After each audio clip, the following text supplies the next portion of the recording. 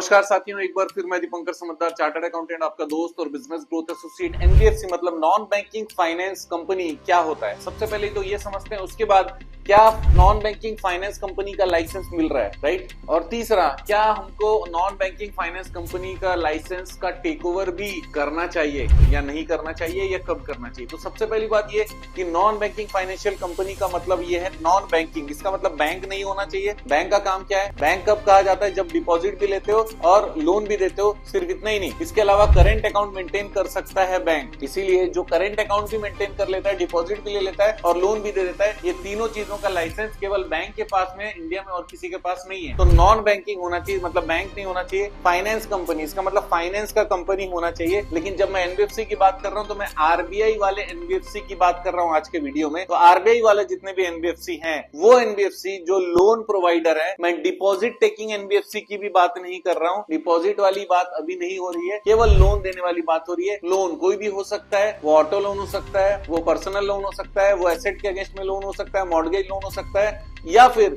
Innovative ideas से related loan हो सकते हैं। कुछ भी नया चीज का स्टार्टअप का लोन भी हो सकता है, गोल्ड लोन हो सकता है। आप सोचो, वो सारे लोन एनबीएफसी में कवर हो सकते हैं। हाउसिंग लोन भी हो सकता है, राइट। लेकिन एनबीएफसी का रजिस्ट्रेशन अभी हो रहा है, यस और नो? 100% हो रहा है। सर उसमें कैपिटल की कितनी जरूरत है? 10 करोड़ के कैपिटल की मिनिमम जरूरत है। उसके ऊपर में 1 करोड़ और ऐड कर लीजिए। क्यों?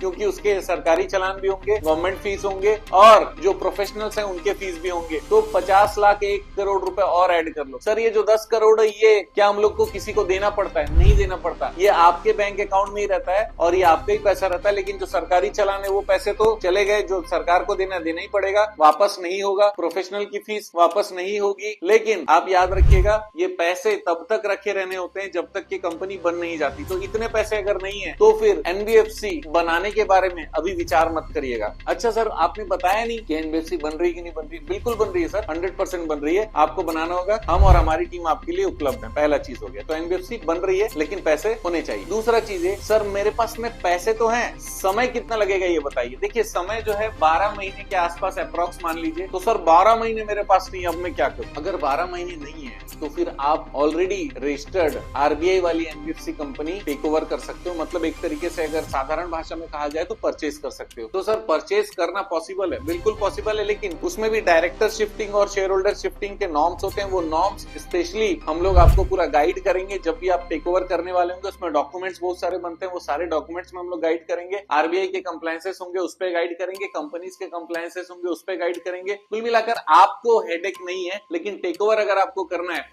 तो बहुत जरूरी। अच्छा सर एक चीज और बता दूं जिसको भूलना नहीं है टेक ओवर के समय, वो है फंड ट्रांसफर। इसका मतलब ये है कि आपने कहा मेरे पास पैसा है, होगा नहीं चलेगा। पैसे को लाना पड़ेगा कंपनी में, पुराने शेयर होल्डर को देना पड़ेगा। पक्के की बात है, एकदम पक्की बात है। आप समझ रहे हो, यस और नो? तो इसका मतलब फंड की भी जरूरत होगी, पक्के से देना पड़ेगा, मतलब कंफर्म देना पड़ेगा, राइट। तो ये हो गया टेक ओवर वाला। अब टेक ओवर अगर करना है तो कैसी कंपनी करनी चाहिए? ऐसी कंपनी जो फैमिली ओन्ड हो, या फिर जिसमें बहुत सारे शेयर होल्डर ना हो, या फिर सारे शेयर होल्डर एक साथ एक जगह पर हमको मिल पाए। आरबीआई से परमिशन पहले हम लोग अप्लाई जरूर कर दें, उसके बाद ही टेक ओवर का प्रोसेस अगर करेंगे तो फिर वो टेक ओवर ज्यादा अच्छा फ्रूटफुल रहेगा। क्यों? क्योंकि अगर हमने आरबीआई में एप्लीकेशन डाल दिया, उसके बाद में न्यूज़पेपर में डाल दिया कि भैया ये डायरेक्टर्स चेंज होने वाले, तो आरबीआई के नॉलेज में आ गया, पब्लिक के नॉलेज में आ गया, तो कहीं कुछ घोटाला है या पता नहीं होगा। जो कि नॉर्मली क्या होता है, जब भी हम कंपनी टेक ओवर करने जाते हैं तो पहले तो उसका ड्यू डिलिजेंस रिपोर्ट निकलवाते हैं इंडिपेंडेंट कंपनी सेक्रेटरी या प्रोफेशनल से। उससे पता चल जाता है कि डिपार्टमेंट और जितने भी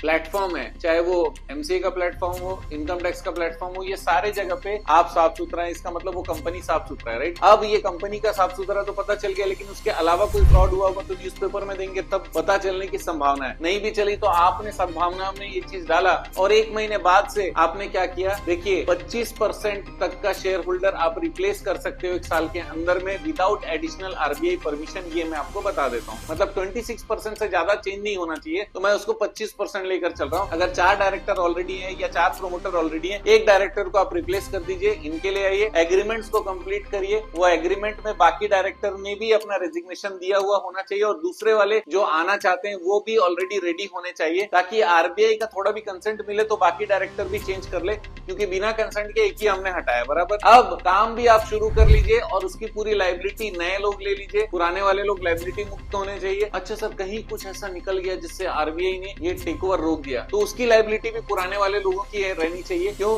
क्योंकि अगर उनके तरफ की प्रॉब्लम है तो उनकी लाइबिलिटी होनी चाहिए, और हमारे तरफ की प्रॉब्लम है तो फिर हमारी लाइबिलिटी उतनी होनी चाहिए जितना सद्भावना में हो सकता है। अदरवाइज जो नए लोग जो ले रहे हैं उनका इशू बहुत कम से कम होगा। क्यों? क्योंकि सबसे पहले तो पेपर ही चेक करा लेंगे, भैया हमारा ये है, आप देख लो टेक ओवर पॉसिबल है यस और नो। तो इस पूरे प्रोसेस में चाहे कंपनी बेचने वाला हो चाहे कंपनी टेक ओवर करने वाला हो, हम 100% मदद करने वाले हैं। तो टेक ओवर भी किया जा सकता है, समय बचाया जा सकता है, 12 महीने की जगह 1-1.5 महीने में आप काम शुरू कर सकते हैं। तीसरा चीज है, अगर आप चाहते हो कि सर मैं इतना पैसा भी नहीं लगा सकता क्योंकि टेक ओवर में ठीक ठाक पैसे लग जाते हैं, 15 साल 20 साल पुरानी कंपनी होती है जिसमें कंप्लायंस किया, टैक्सेस पे किया, उनके रिजर्व पढ़ाए, वो सारे लोगों को बहुत ज्यादा पैसे देने पड़ते हैं कई बार, तो वो मैं नहीं देना चाहता। मुझे केवल फ्रेंचाइज और ब्रांच दे दीजिए। अगर फ्रेंचाइज या ब्रांच चाहिए तो आप हमको, हमारे टीम को इन्फॉर्मेशन दीजिए, अपना पूरा जानकारी दीजिए। कोई भी फ्रेंचाइज अगर आ रहा होगा तुरंत हम आपको इन्फॉर्म करेंगे, कनेक्ट करेंगे। उसके बाद अगर कोई आपको हेल्प चाहिए तो हम लोग जरूर करने में इंटरेस्टेड हैं। देखिए दोस्तों, एनबीएफसी बहुत अच्छा